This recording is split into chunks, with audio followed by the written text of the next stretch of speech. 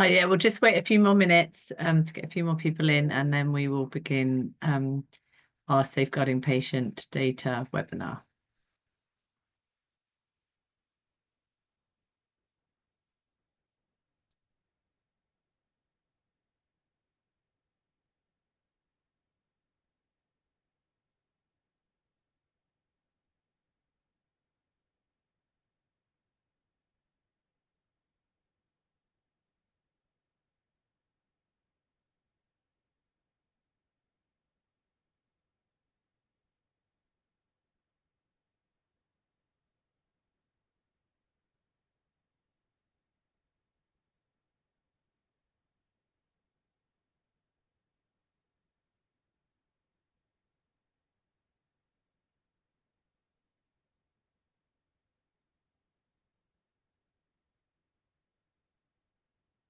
Okay, numbers seem to have stabilized a bit now, so I'm going to start the webinar. Welcome. Thank you everyone for joining us today.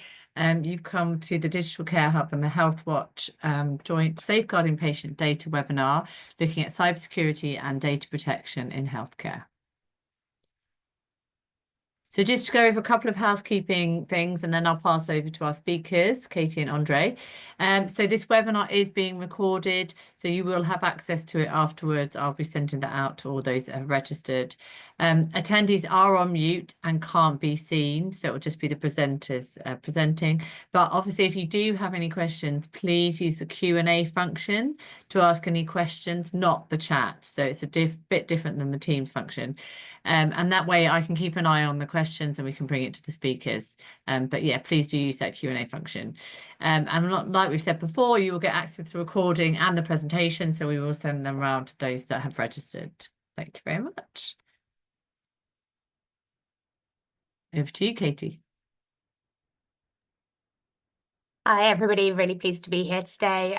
So my name is Katie Thorne. I'm the Digital Projects Lead at the Digital Care Hub. I'll go into what Digital Care Hub is a bit in a minute, but we have a jam-packed presentation today.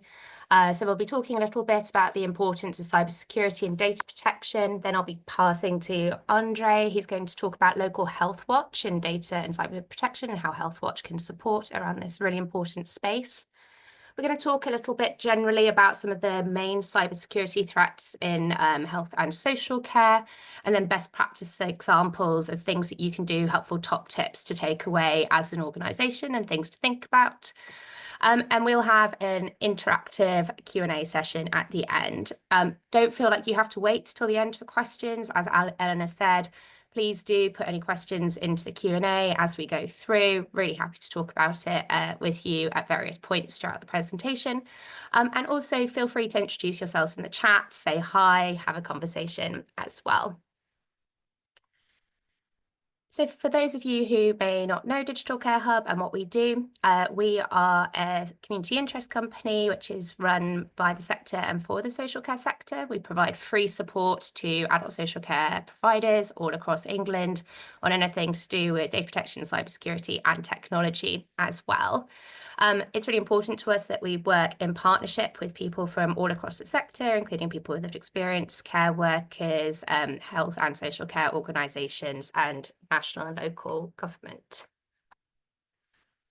What we do more specifically is we provide sort of guidance and support. We run a free helpline, which is available for anybody to call. We do case studies of best practice and the use of technology across the care sector.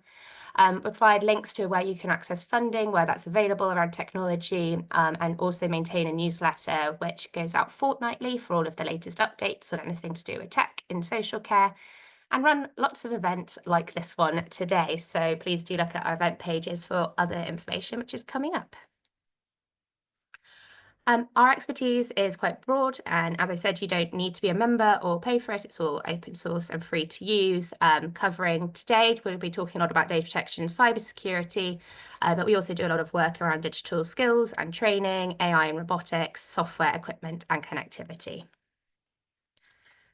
And I'll pass then to my co-speaker, Andre. Good afternoon all.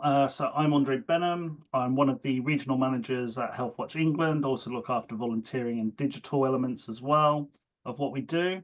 So in a similar fashion, I'm going to give you a quick quick stop tour of what Healthwatch is and how we split up. So next slide, please. So in terms of Healthwatch has got kind of been around for just over 10 years. We are an arm's length body and effectively we're a committee of Care Quality Commission whilst we're independent. But we are the service that replaced links prior to that.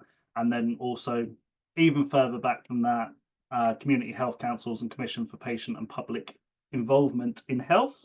That's a mouthful. And patient and public involvement forums. So hopefully Healthwatch England's a lot easier to remember.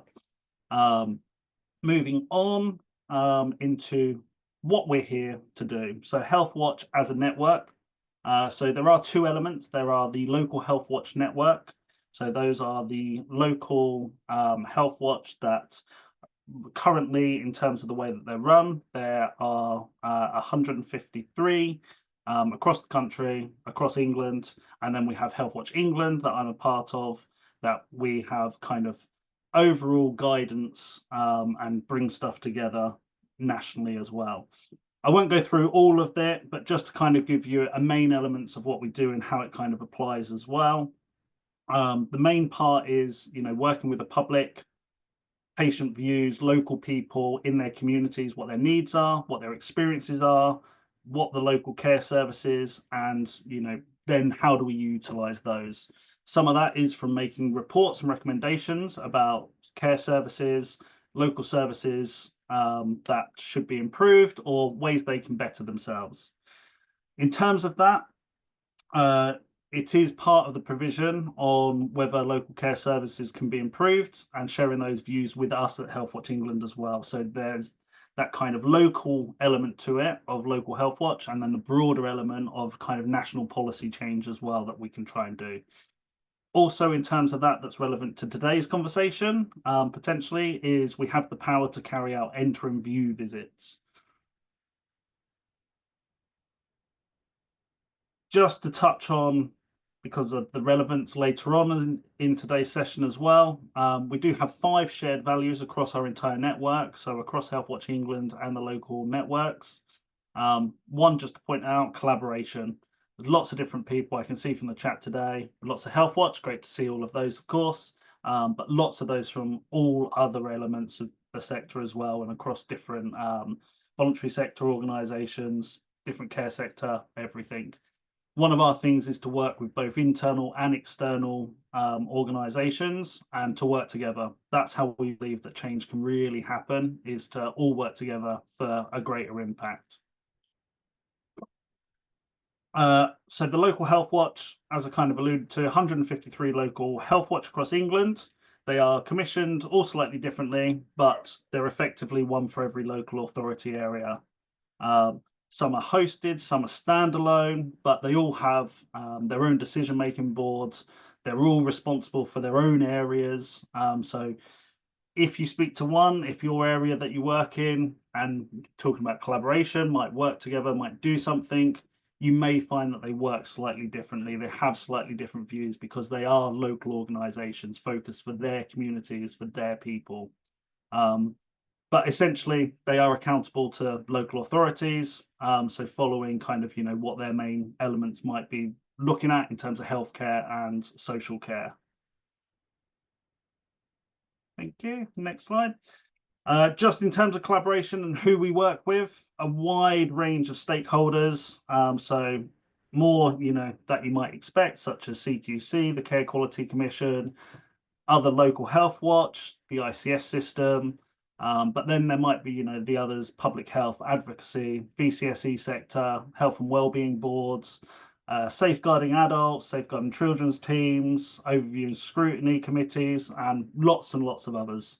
Very, very ingrained, very good links, but always wanting to create more for that positive change. In terms of us at Healthwatch England, so just to kind of touch on the basis of what we do. So we're here to provide leadership and support to the network of 153 Local Healthwatch. So trying to add, to support what's going on, the changes that might be occurring, especially at the moment. but also to try and make sure that we're focusing on, how best to make reports, recommendations, how best to utilize, to speak up and be that change.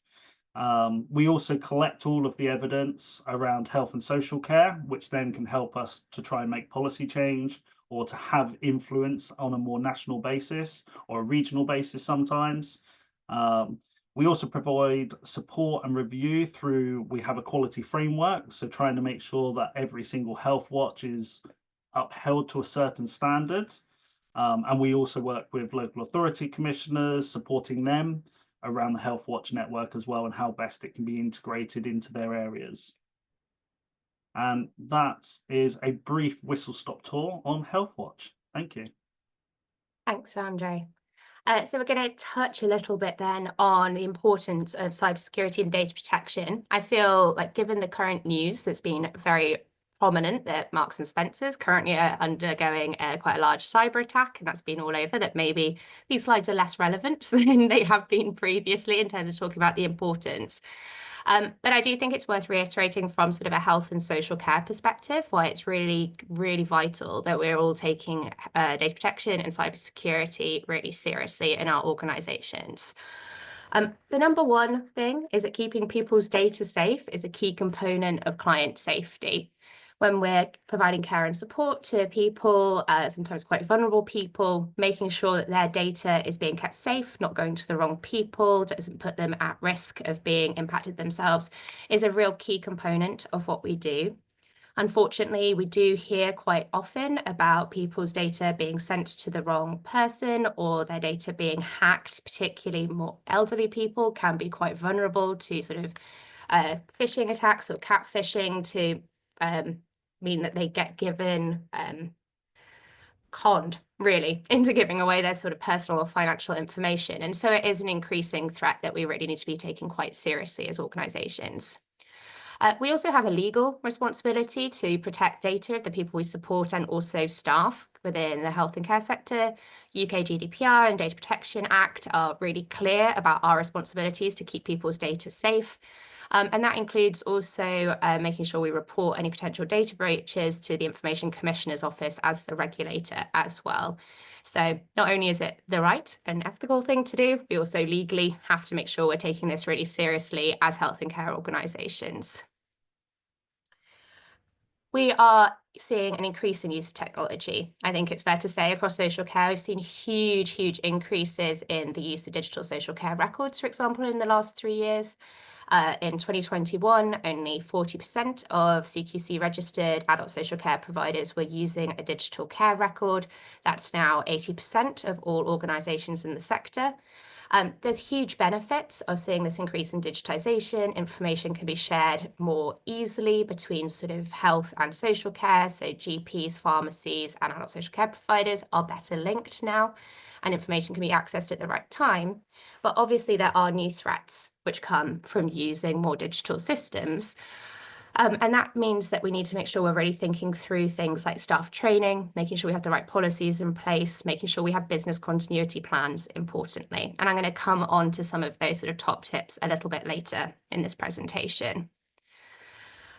It also can be true that having really good data and cyber practices in place can be an indicator of good quality. The CQC do look at making sure people have robust arrangements in place to protect people's data, and it can be something which comes up in inspections as well. So things like completing the Data Security and Protection Toolkit, whether you're a health or a social care organisation, can be a really helpful self-assessment tool for helping you think through some of these things. I will say that there are certain service types where you might be at more risk or have a slightly more complex atmosphere and landscape in terms of cybersecurity. For example, home care organisations where staff are more likely to be using their own personal mobile devices to access client data, to share information, is slightly higher risk than residential settings where you're more likely to provide staff with mobile phones. So if you are at a slightly higher risk type of service, then there are sort of additional safeguards you might want to be thinking through. And if you have any sort of questions or want to sort of mention in the chat, very happy to come on to it. But I also just really wanted to sort of talk about the impact that a cyber attack can have on a service. So this is a case study from a care home last year. They wanted to stay anonymous, understandably, because they had quite a significant cyber incident, which had a disgruntled former member of staff actually still had access to their systems and logged in and made changes to people's health and care records. And they really, really struggled to regain access and control of their own systems. So a cyber attack doesn't necessarily always have to be external. This was a sort of former member of staff. I think this quote really hammers home sort of the emotional impact that something like this can have on somebody within an organization. And so really we wanted to make sure that today was all about focusing on sort of what support is available, how Digital Care Hub can help, how Healthwatch can help, and how we can kind of work together collaboratively to support in this space. So I'll pass back to Andre to talk about the role of Healthwatch in data protection and cyber. Thank you, Katie. So just going through, Healthwatch, whilst we have a very kind of unique position, being the voice for patients and the public within the healthcare system, and I appreciate not every Healthwatch, that data and cyber protection is always at the forefront. We're very, very focused on engaging people, gathering their experiences, making reports, recommendations, and pushing that element. But part of that can be very ingrained. And thinking about data and cyber protection more in what we do should be more ingrained. And actually, I know there's somebody on the call today as well listening in who, off the back of putting this webinar together, had some questions around that as well. So I think it's really good, and it's a positive thing that the more we talk about it, the more awareness there are, hopefully the more ingrained it becomes just in our day-to-day of what we do as Healthwatch as well, and how we work with other partners. If I could have the next slide, please, Katie. Thank you. So yeah, that kind of covers in terms of, it's not an obvious element always for Healthwatch, especially just to kind of provide a bit of an overview. Most local Healthwatch have 2.5, maybe 3 full-time equivalents working there. They're very, very small teams, very local. So not massive teams, don't have an IT department, don't have somebody who kind of looks after that. Lots of people wear lots of different hats all at the same time. But, as we've kind of just gone through, it's an increasingly important area, number of concerns, lots of different breaches, similar events happening across all sectors, not just healthcare. So we can all play our part. We should all be part. So I'm going to cover 3 ways I think that Healthwatch in terms of it can be a part of that. And try and give a few examples of how we might do that as well to try and help give it some realism as well. Next page, please. So just a quick overview. I'll go through advocacy for transparency, influencing data security practices, and then ensuring compliance. In terms of being advocates for transparency, it's one of the things that we already do at Healthwatch anyway. But when working on projects, when kind of looking at other providers, let's have those open and honest conversations about what do they collect, how do they collect it, what are the purposes behind what they collect and how they use it. Will they be sharing it with anyone? Is it just for their usage? And then how is it also kept safe? So again, this is exactly some of the other elements we do as Healthwatch, talking about empowering patients with knowledge, making sure that they have control over their own health outcomes.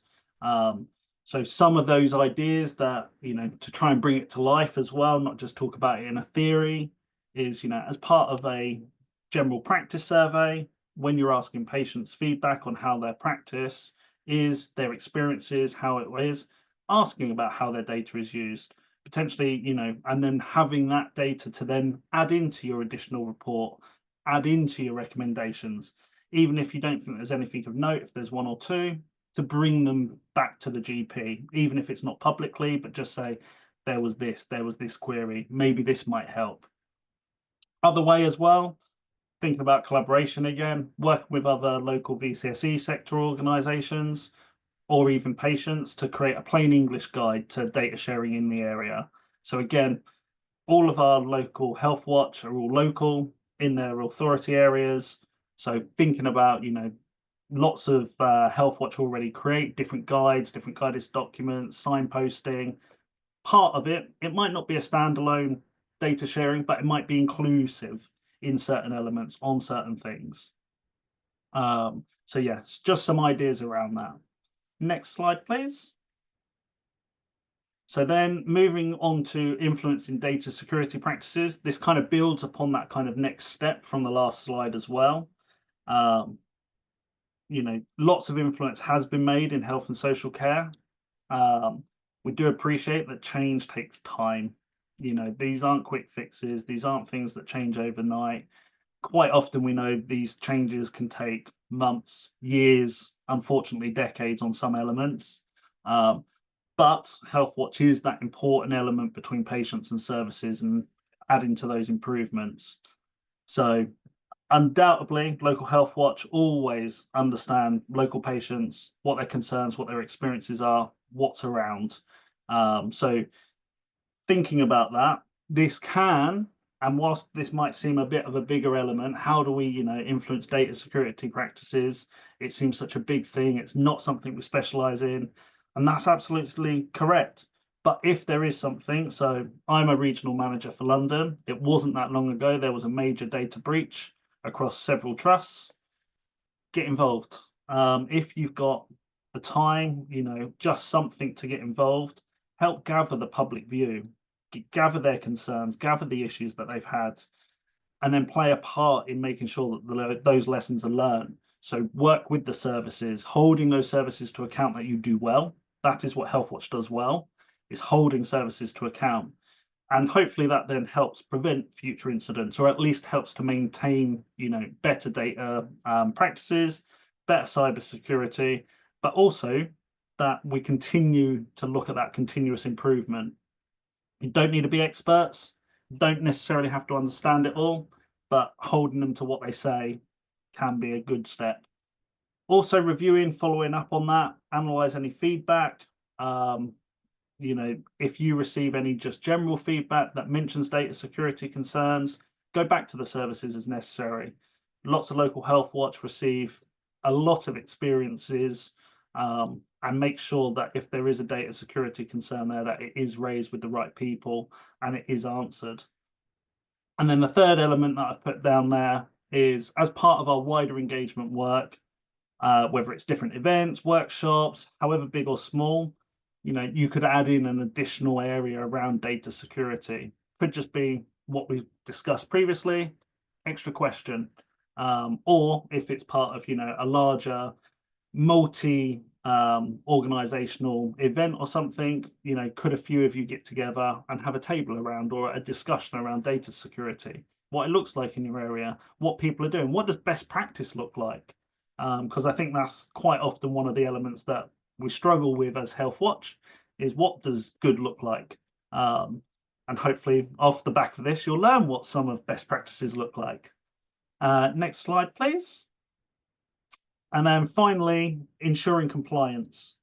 So whilst we're not a regulatory body, you know, our angle therefore on compliance isn't about holding them through audits or anything like that, but it's just around promoting that compliance along with regulations. So in terms of that, it's bringing it to life. It's not just, oh, great, they've got a data policy, you know, yeah, data protection's there, it's included. How does that look for your, you know, your public in your area, the service users in your area? So some examples of that: signposting individuals who have data protection concerns about a service. So again, lots of Healthwatch work is around signposting people to the right places. So if they've got concerns, it might be to the ICO and how they can contact them, supporting them to do that. It could be including signposting on assets on your websites around data protection and the ICO. So similar to kind of some of the things we said before, plain English guide, you know, it might not just be on data sharing, it could be on data protection, cybersecurity, where relevant. And also ensure that there's a way when you're logging your experiences and concerns, which then you also share as Local Healthwatch share with Healthwatch England as well, for your local and for us, make sure there's a way to filter out data protection concerns as well, because then you can pick up where there's trends, or as it's not something that Healthwatch might look at all the time, it means that it's easier then to go back and maybe, you know, just on a regular basis, once every quarter, go through, have we had that many? Is there a pattern? Is it a certain service? And that then could fuel something to be looked at further, or just to make sure that you're feeding those back to the services as well. In all of those areas, it's important to signpost, to share where good practice might be occurring, and to look to seek others as well, to seek improvements, or at least look at good examples of what good looks like and share those. I think that's a big element as well of, if you're not sure, ask, find out, and you know, that's part of the reason why today, working with Digital Care Hub, they've got a great wealth of knowledge and expertise in the area, and hopefully for those that are here today on the call, please ask your questions and pop them in the Q&A as well, and hopefully we can answer some of your queries you might have. Thank you, Katie, back to you. Thank you. So I'm going to touch sort of briefly, I know I've already spoken a little bit about some of the cybersecurity threats in social care, but there has recently been a new government report which has been published, which did a cybersecurity landscape review for the adult social care sector in England, which is the first time there's been a comprehensive review of cybersecurity threats across the social care sector. And I just wanted to pick out some of the report's key sort of top line findings about sort of the main kind of threats that we are seeing. I think it's really helpful to sort of contextualize what this looks like. I don't want to panic anybody. As I said, this is not a reason to not use digital technology, just something to be mindful of. So the sort of really positive headline news, and potentially also for colleagues from Healthwatch on the call, is that 79% of all CQC registered care providers have well-established approaches to identifying cyber threats, which they've been sort of actively using within the last 12 months. So there is already across lots of the sector a really sort of robust approach to thinking about cybersecurity. The most common ways that the report found that social care organisations were approaching cybersecurity was very much thinking through risk assessments around particular areas, particularly risks to patient data, to service user data, and that perspective. There was also a lot of organisations who are doing significant training around staff awareness and staff knowledge about cybersecurity, which is great to see. And a smaller proportion, but still some organisations, particularly larger social care organisations, were also doing cybersecurity vulnerability audits as well. So penetration tests on their system, having external IT consultants come in to review what they were doing. However, while 79% obviously is great, it does mean that there is about 20% of the sector who were not actively doing anything around cybersecurity, which is a concern if you are using digital systems. So there is still some way to go in this. Of all of the people who were surveyed as part of this report, 33% reported that they'd had either a cyber incident or an unsuccessful cyber attack against their organisation in the last 3 years. There is some risk that there might be sort of potential underreporting here. Some people said they weren't certain if they'd had an attack or not, and it seems that actually spotting what a cyber incident might look like for some organisations was quite difficult. But just to contextualise this sort of social care against sort of the broader sectors in the UK, so 50% of all small businesses reported a cyber attack within the last 3 years, so 33% is lower than that, which is sort of a good sign. And if we're talking about the charity sector, it's about 32% of all charities reported a cyber incident in sort of equivalent government reports like this. So sort of on the same level for social care broadly as it is for the charity sector. The most common attacks which were reported by organisations, far and away phishing was the most likely one. So I'm sure all of us have seen these all of the time, right? You get an email which is saying, oh, please click on this link and fill in your details. It's not from who it says that it is actually from. And it can be really hard to spot phishing emails now, particularly with the increased use of AI. Some of these can be really, really convincing. It's gone are the days where you'd have ones that's very clearly like a Nigerian prince who desperately wants to send you money. Some of them can be very sophisticated. While we're talking about phishing emails here, we're also seeing a big increase in text messages which are being sent. One which nearly got me the other day. I don't know if anybody on this call has had the one which purports to be from Royal Mail, which says that you've got a parcel which is at the sorting office, but there wasn't enough postage on it, so you just need to log in to send a little bit of money so that they can post it to you. Not a real one, but I did, as somebody who works in sort of the data and cyber, embarrassingly had about 30 seconds. I was like, oh yeah, I am waiting on a parcel. I absolutely should check that. So you do need to also be thinking through email and text and making sure your staff are aware of this as well. The second most common form of attack that the report talked about was people impersonating their organization, either setting up mock websites, spoofing email addresses, pretending to be the organization on social media, and that sort of thing as well. So that is also something that you should be thinking about and keeping an eye out for. In terms of financial impact, I think it's quite clear, like we all know the sort of emotional impact of cyber attacks can have on people, particularly if personal data goes missing or is lost. But the reality is as well, for health and care organisations, there may well be quite a sizable financial impact on these sorts of attacks happening. So on average, care providers spent about £2,500 dealing with cybersecurity incidents over the last 3 years. Which also balances out against those who haven't reported any attacks, so it makes the numbers slightly lower.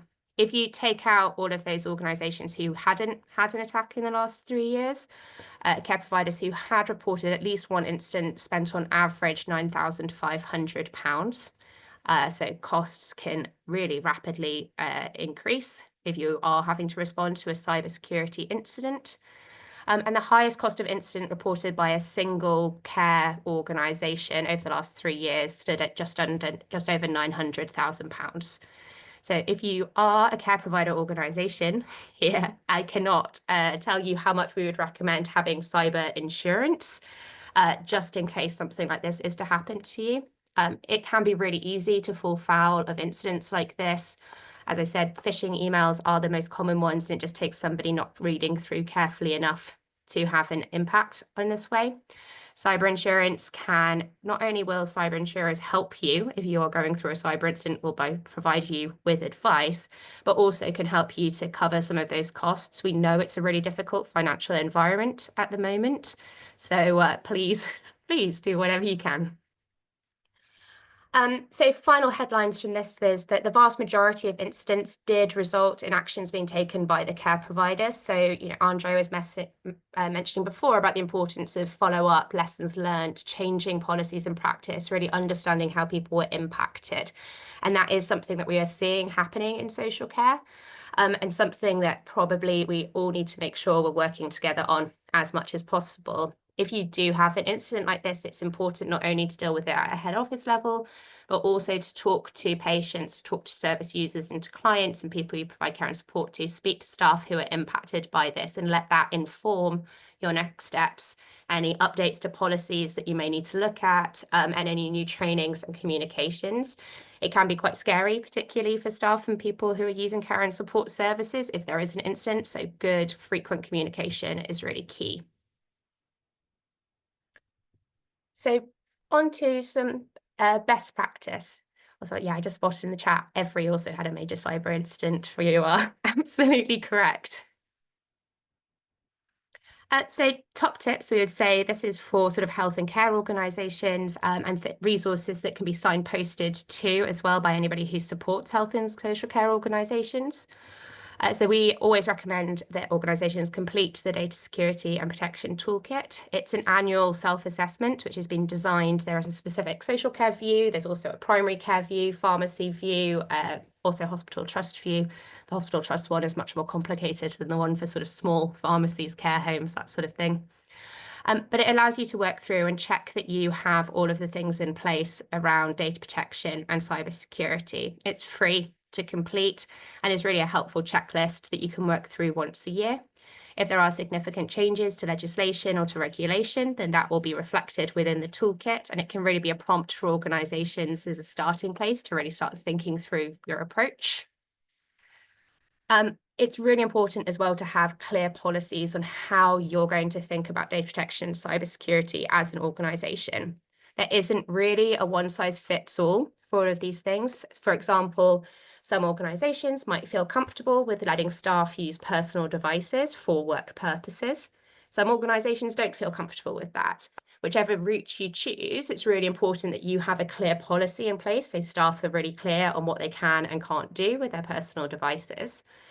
And even if it's sort of a blanket ban, just having that written out as part of your staff handbook, as part of your contracts, is going to be really important. Business continuity plans is also really, really vital for all organizations.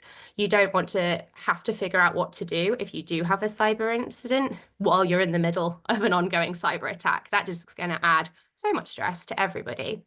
I think basically all health and care organizations are used to business continuity plans. We have them for fire, for flood. But if you were to lose access, for example, to the internet, to all of your sort of digital technology, if there was a power outage that happened, do your staff know, do you know exactly how you would respond to this?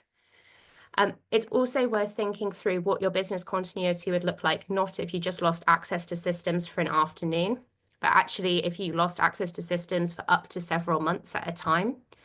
I don't know if anybody on the call remembers in 2022, there was a major cyber incident across health and social care. Over 50% of 111 services went down. You couldn't access 111. It also impacted about 3,000 care homes and home care organisations who lost access to all of their staff rostering systems. So for home care, doing visits at home, you couldn't look at a rota. You didn't know who was going to be going in and seeing a site.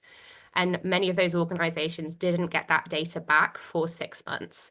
So you need to be thinking through in a longer term scenario, worst case scenario, hopefully it never happens to you, what you would be doing as an organization to keep people safe. Make sure you test your business continuity plans as well. Make sure people know where they are and make sure you think through them. Staff training and culture is also going to be one of the biggest things you need to think about in terms of data protection and cybersecurity. Unfortunately, the biggest risk to an organization is still staff making mistakes, is generally how most of these phishing risks come in. That's not anybody's fault. Anybody can fall foul of clicking on the wrong email at the wrong time, but that's why it's so important to have staff trained on what to look out for and to make sure that that is done annually. I'm going to come on to sort of where you can find some resources about this. I'm not just throwing a bunch of things at you where there's no support, but just sort of running through why it's important. But it's also important to think about your culture as an organization.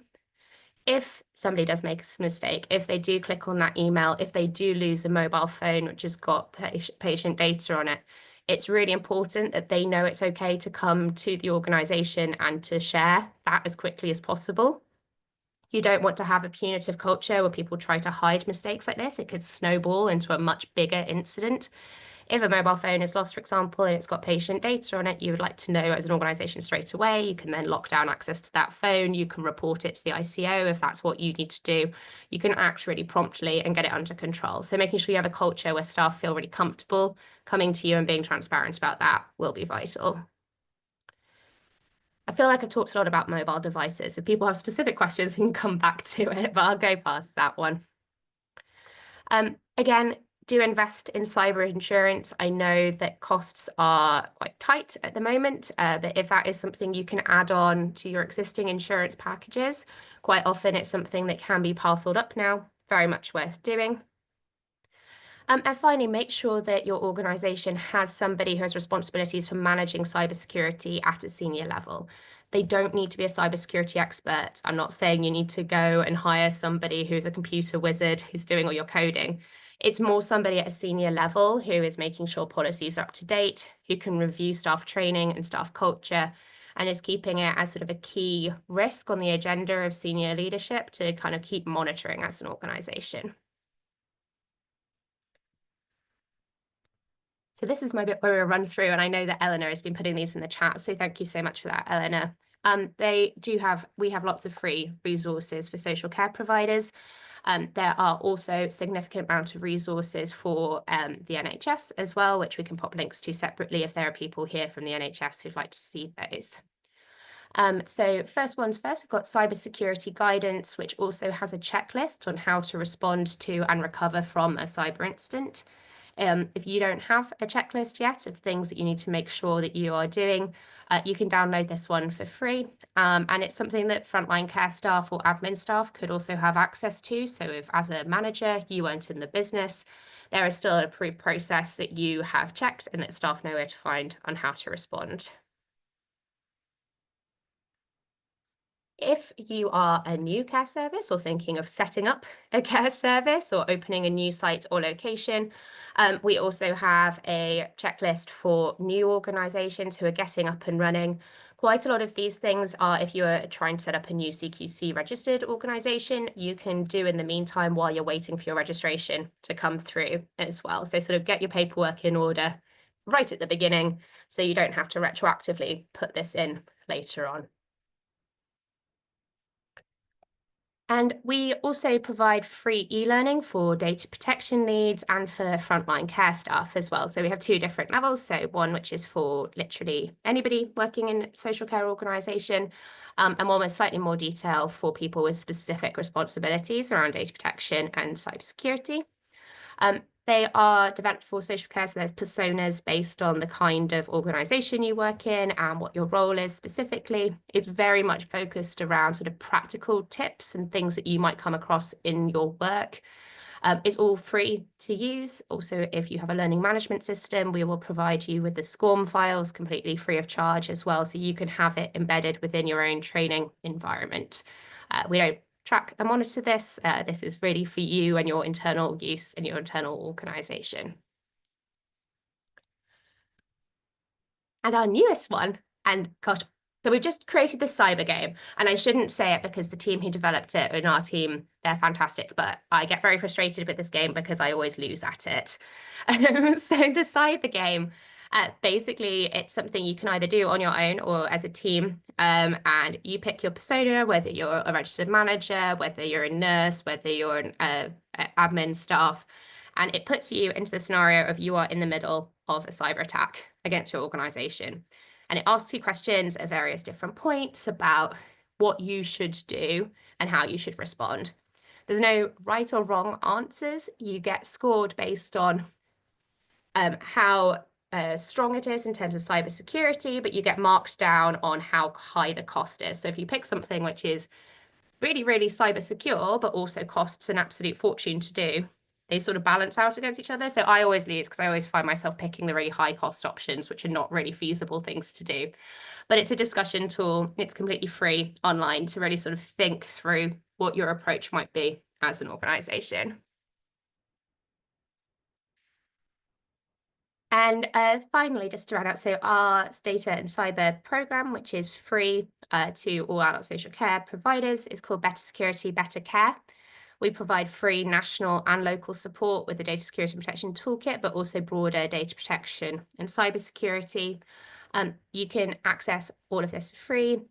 You can get one-to-one support within your local area, sort of similar to Healthwatch. We also have 28 local care organisations across the country who are available to help you in anything that you need around data protection and cybersecurity.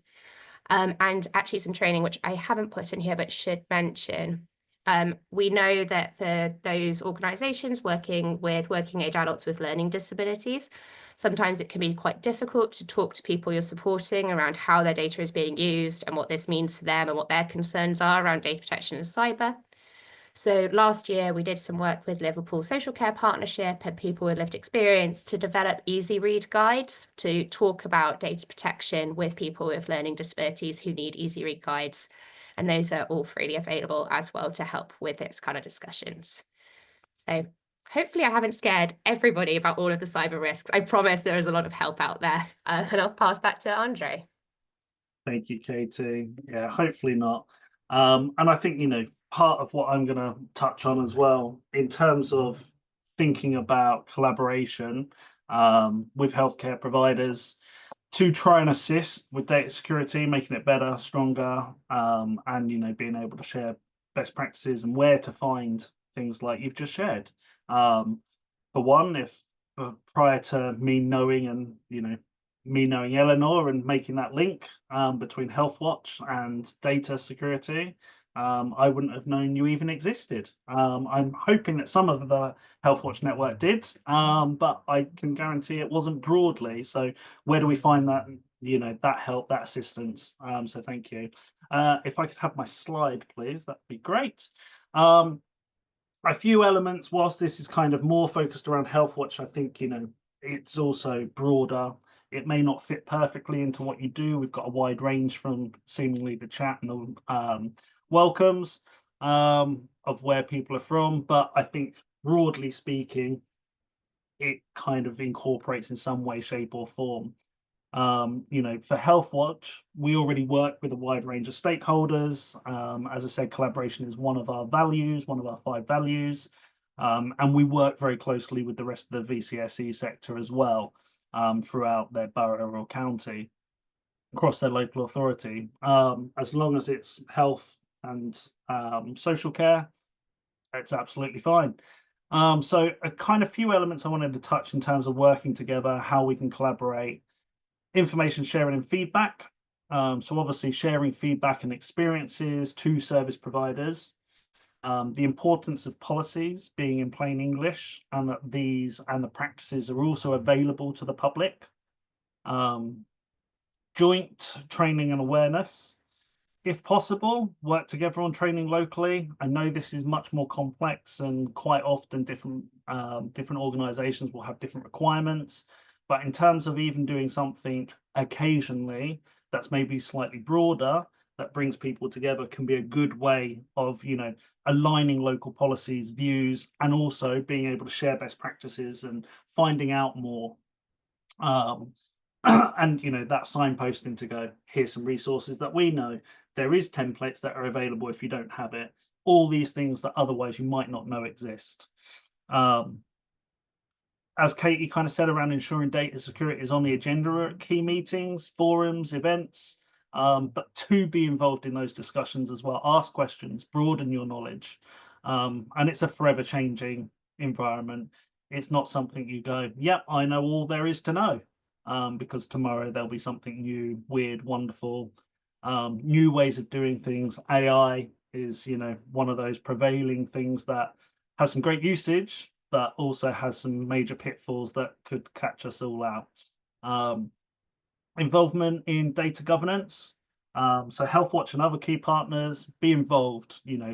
Patient voice is a big thing of what we do. So let's include patient voice involvement in data security decision making. They should be involved. They might not understand, and that's why, again, going back to those plain English kind of guides, that's what we need. People need to be able to understand how their data is being used, how it's being collated, where it's being shared. In terms of incident response and communication, so part of what we touched on before, if there is a data breach, but could just be other incidents as well.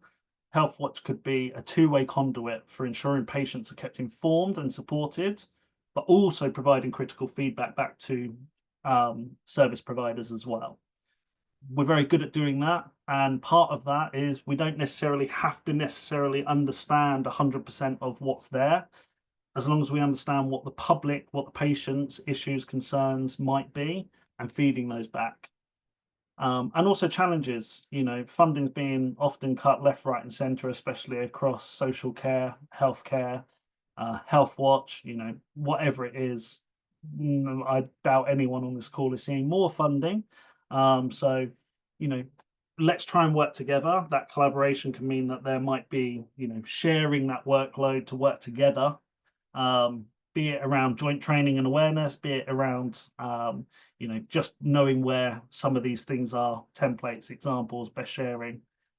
But also just in terms of, Healthwatch, in terms of Healthwatch as well, quite often sit on lots of different boards, forums, meetings with limited capacity. So we do appreciate that, like many, you have to choose where, you spend your time and efforts, but just trying to build in where you can data security, cyber security elements into what we do on a day-to-day basis. just helps everything to be more aware as well. Thank you.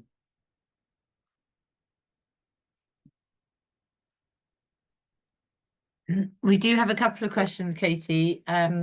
One from Mike, who has said, unsuccessful attack, what does this include? Not a day goes by without a dozen dodgy emails. Presumably, these don't count as an incident or attack. Yeah, no, that's right. So, but some organizations who are surveyed do keep a log of those sort of, suspicious emails which have come through and that nobody has clicked on them as well. So that sort of attempts to attack an organization, but ones which haven't resulted in anybody actually clicking on a thing or having an incident in particular. Thank you. And one from Nitin, a bit longer. So NHS will not procure any digital solution unless they are DTAC, so digital technology assessment criteria. A critical element of this is both the data protection and the cybersecurity. DTAC covers both health and social care. Health is now picking up on this. Is social care engaging with this? It can be a grey area who actually needs to do this, but my understanding is if it's public money is used to procure a digital system, the system should be DTAC ready. Unsure if it's relevant here. Yes, it is absolutely relevant. So yes, I didn't come onto this one. Sorry, Nathan, that's a great question. So DTAC is being used, we're seeing quite often around local authority procurement, and especially around digital systems, remote monitoring, assistive technology, that sort of thing. Generally speaking, care homes, home care organizations, unless they're quite digitally advanced, aren't necessarily aware of the digital technology assessment criteria. We're not seeing it used very, very broadly. So I think it really depends in social care about how widely that is being adopted. There are other ones for care homes and home care providers. For example, there is an assured solutions list for digital social care records, which are systems which have been assured by NHS England as meeting minimum sort of security standards and a variety of other capabilities and minimum operational standards for usage. But yeah, DTAC is still, I think, probably in its infancy of being widely known in the sector. That's all the questions on Q&A. If there's anyone got anything else. I did spot something in the chat actually from Rachel, who works in dentistry and is an information governance lead, about whether there's specific training that they should be doing. So there is NHS England, I think it's on Health Education England website. We'll follow up in the email we send around with the slides after this with the exact link. There is information governance training which is available, which is sort of appropriate for information governance leads. In a social care setting, there is a training that I mentioned as well, but probably from a dentistry perspective, the NHS England one might be more relevant to your specific role there.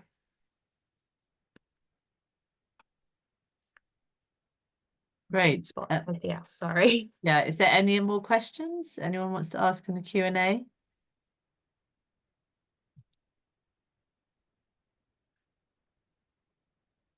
Nothing's coming up at the moment, so take that as silence that everyone's got all their questions answered. Could I ask a question that was proposed prior to this meeting that may assist others, at least Healthwatch, maybe others as well, that are on here? In terms of the data security and protection toolkit, a lot of contracts that Healthwatch are now seeing, there's self-assessments have to be done on that. Which one obviously is an additional requirement and need.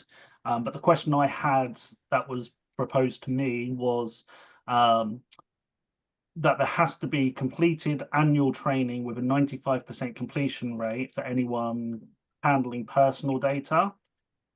In terms of that, what training should that be? And is there anything that organizations could utilize to assist with that requirement?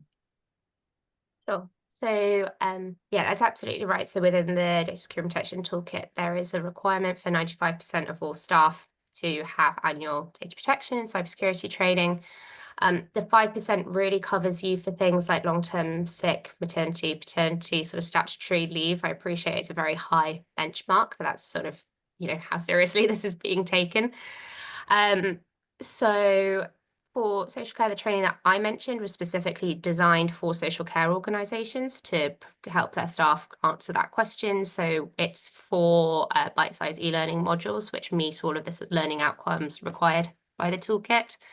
And yeah, there is specific training which has been developed by, I keep saying Health Education England, but I think they've merged into NHS England broadly now as part of the big merger of organisations, which is being designed. There isn't a sort of a mandatory training which needs to be done. Organisations can choose to use their own, should they wish to, across all of health and social care. But those are the sort of 2 free ones which we would recommend. Perfect. Thank you very much. Lots of questions now coming in through Q&A.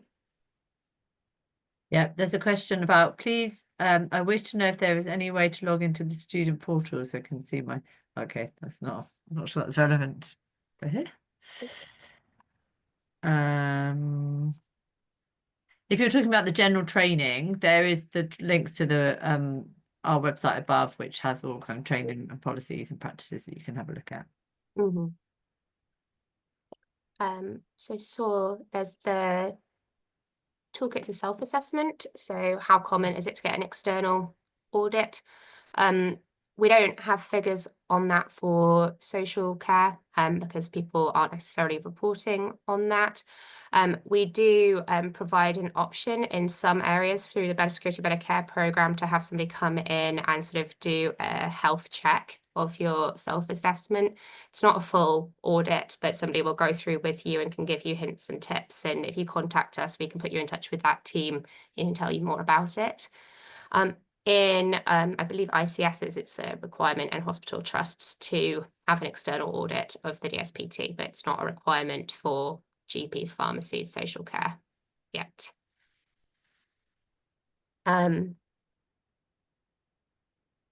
Sorry, I'm lots of questions. Yeah.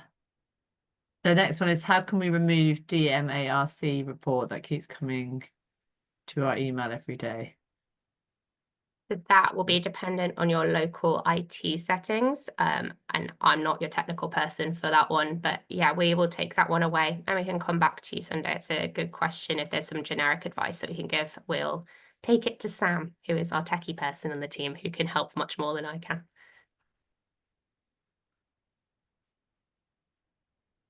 Just making note of that question. I've just sent it to you, Katie, so we can remind ourselves. Yeah. Okay, do we have an updated data security trainings yearly for staff to do? We did one last year as a team. I was wondering if these have upgraded yearly. Yeah, so our ones are currently less than a year old, so they are coming up for that. So if you've not done ours, those are new. We update them when there's changes to the data security and protection toolkit. So if there are changes for the next financial year when that comes out in June, then we will update the training related to it. I'm not certain for which one you did specifically, I'm afraid. A question from Candy, as well as the NHS Data Security Protection Toolkit, is there a recommendation for Cyber Essentials? Yeah, so Cyber Essentials is provided by the National Cybersecurity Centre. It very much depends on what your contracts are looking at. So the DSPT obviously covers both data protection legislation and also cybersecurity, and Cyber Essentials is focused quite specifically on cybersecurity without touching on the data protection elements so much, apart from where they interconnect. Some local authority commissioners do require Cyber Essentials, as well as the Data Security and Protection Toolkit. So if it's a requirement of your contract, then that's something that you're going to have to do, both of them. If you get a Cyber Essentials Plus, not the baseline one where you have to have an external auditor look at it, so there is a cost attached to that. It does remove some of the questions from the Data Security and Protection Toolkit, so you don't have to answer twice. It tries to streamline across both of those. And you can get, I think it's up to £20,000 of free cyber insurance for completing the Cyber Essentials Plus. So that is a potential benefit for you. It is significantly more technical, and I understand it's quite hard to get through Cyber Essentials unless you have sort of external IT support or an internal IT support. Would you say that those that haven't already, that the cloud-based systems are more secure and can allow you to continue to work if your local systems are affected by attack? That's from Rob. Yeah. Yes, I mean, that's sort of what the National Cybersecurity Centre advice is to use cloud-based systems. And if you look at the NCSC website, they have quite specific advice around sort of why you should switch to cloud-based systems. I mean, we don't feel a digital care hub. It's our sort of place to tell you what to do, so you can make your own assessment as an organisation. But I just signpost to that as the government guidance on use of cloud software. I would also say that we're obviously now moving from analog to digital, so you will need to have that cloud-based system, but also the backup, so the mobile phone in case that goes down. But it's worth keeping an eye on that because the deadline is approaching with that. Employees copying and pasting client information to LLMs such as ChatGPT. Should this be reported as a data breach too? Which tools are best to use in this case? Yeah, so I do a lot. We didn't really talk about AI this much, but I've been doing a lot of work with the Institute of Ethics in AI at Oxford University, and we do have specific guidance on the responsible use of generative AI on our website for social care. So LLM, for people who may not know, is a large language model. It's what things like ChatGPT are based on, also Microsoft Copilot, Google Gemini.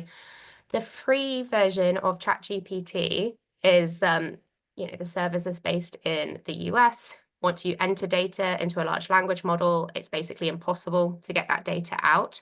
It is a breach if you are putting identifiable health and care information into an open source generative AI tool. You should not be doing this. Have very clear staff policies against it. It's a little bit of a legal grey area in terms of how far it would go. I would recommend, if you are concerned, that you maybe give the ICO a call. They're actually very helpful as a regulator. You can ask for advice from their helpline. But I would say, as a minimum, absolutely do not put identifiable patient data into any free AI tool. Andrea, I don't know if you wanted to come in on that one at all. I was just going to say that I am aware that there are also, and this may not apply to smaller organizations, but those that are maybe part of a larger organization or hosted or anything similar, that not the free ones, but the premium paid for models, some do not have a direct link to the LLM and are closed models. So data you put in are not sent back to the overall provider, be it ChatGPT, Copilot, Gemini, etc. But they are the exception. And then your organization should have very clear views on what you can utilize them for, fair, ethically as well. But there are examples where that is allowed because of your own policy, and that it doesn't send it back to the host organization of whoever are hosting Gemini, ChatGPT, or whatever. Yeah, I absolutely agree with that. There are ways to do it. The paid for systems, proprietary, and if you are paying for a system, you should be able to find information about where the servers are based. If it's embedded within the software you're already using, which is increasingly common, speak to your software supplier, ask them about it, have that conversation. Thank you. And the last one at the moment is there planned training on phishing and similar attacks, given that 75% common cyber incidents were reported? So 75% of common cyber incidents. I mean, I don't know if I can necessarily commit our program to exactly what we are going to develop at the moment, though it is a really good question. There is NHS Digital provided the year before last now, all of the resources to run a sort of like fake phishing incident within your organization. So sort of tools on how to send out a mass email to like all staff and to see who clicked on the link as a training exercise internally, which you then can encourage people to talk about phishing and how easy it is to fall for it. So that does exist. And again, Eleanor and I will dig that out to make sure that that gets emailed across to all of you if that's something you want to run in your organizations, and not scare staff too much, but at least sort of start the conversation about it. But yeah, thanks for the question, TJ. That's all the questions on Q&A. We've just got one about certificates. Unfortunately, we don't run certificates for these courses, for these webinars. They're just for you to attend for your resource and training information. Any other questions before we finish? So looks like we can probably bring you back a few minutes of your day, so that's a bonus. But yeah, if there's any other questions you have, here's our details, and we can share if Andre's happy, or what an email address you can let me know to ask any questions to him as well. And like we said again, we will be sharing these slides and recording, so yeah, please do share with your colleagues, but do contact us if you have any more queries, any questions, any help you need with. This is what we're here for, and please, yeah, I sent a lot of links for resources, so yeah, do take a look at those. Thank you very much. Thank you. Thank you all.